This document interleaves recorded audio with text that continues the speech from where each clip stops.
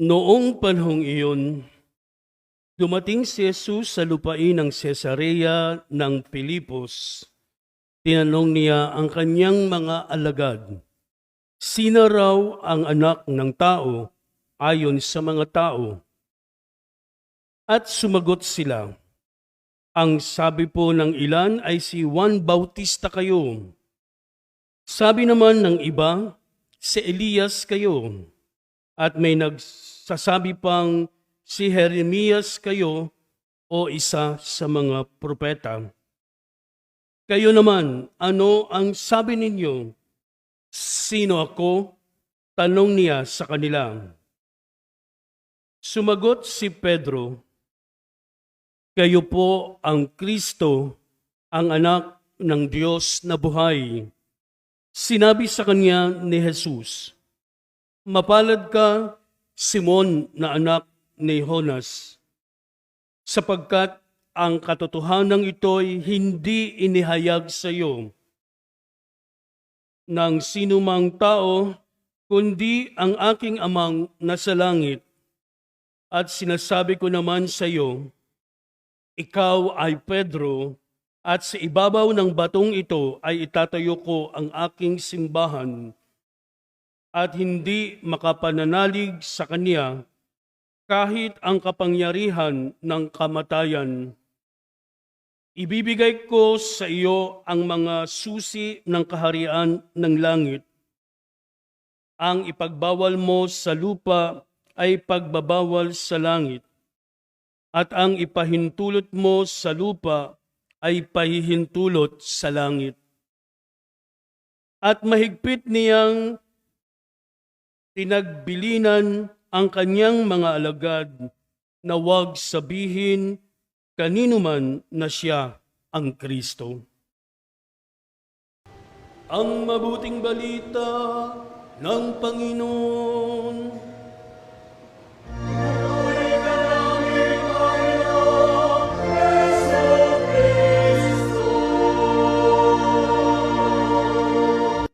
Magsiupo po lahat.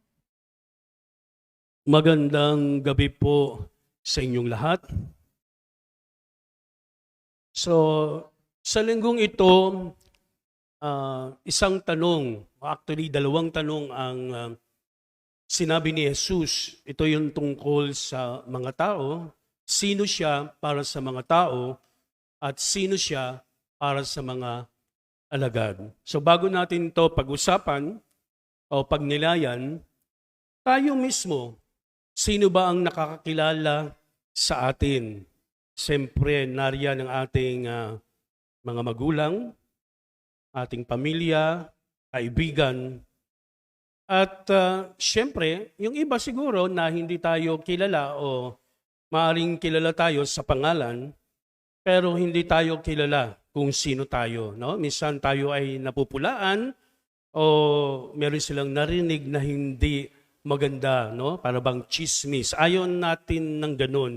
Kahit na si Jesus, ayaw niya. Kaya gusto niyang malaman, no? Sa punto ng buhay ni Jesus na nakasama niya ang mga alagad at gusto niyang malaman marahil bago siya humantong, no? Doon sa pagyakap sa krus o pagkamatay sa krus, ay gusto niyang malaman kung sino ba siya para sa mga tao, ano ba ang pagkilala sa kanya, lalo ng kanyang mga alagad. Bakit mahalaga kay Jesus na merong malaman niya o tayo?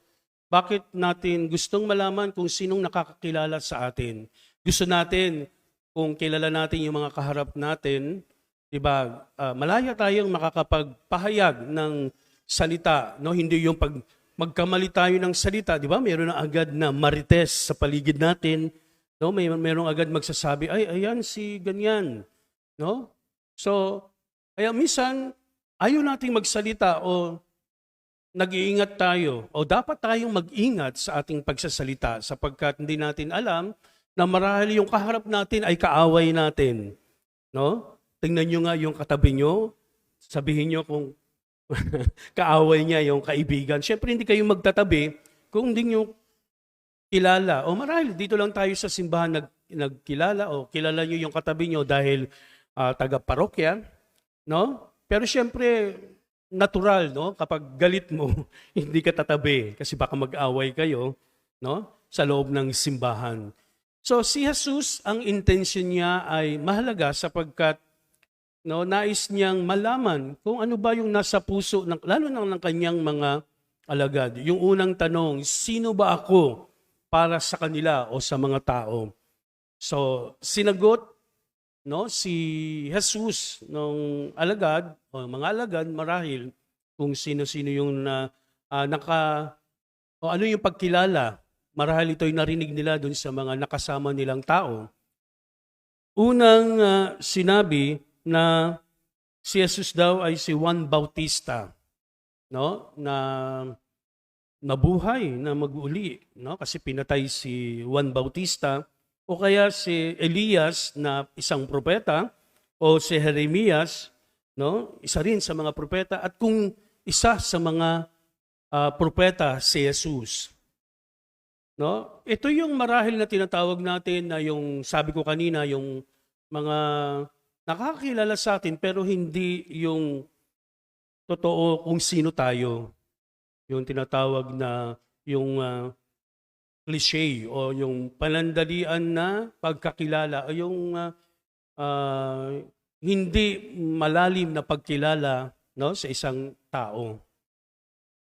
At si Pedro lamang ang nakapagbigay kung sino si Jesus.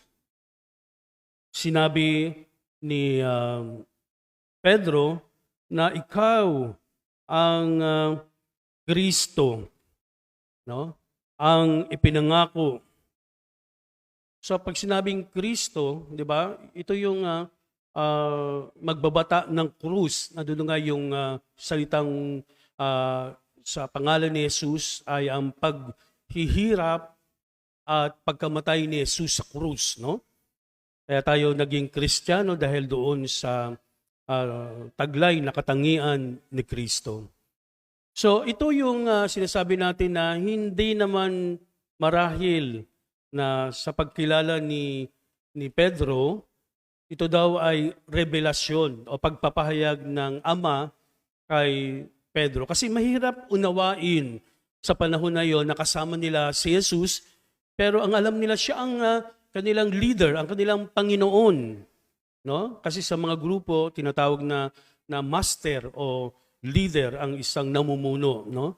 Para sa kanila marahil, ito lamang si Jesus ay isang namumuno sa kanila.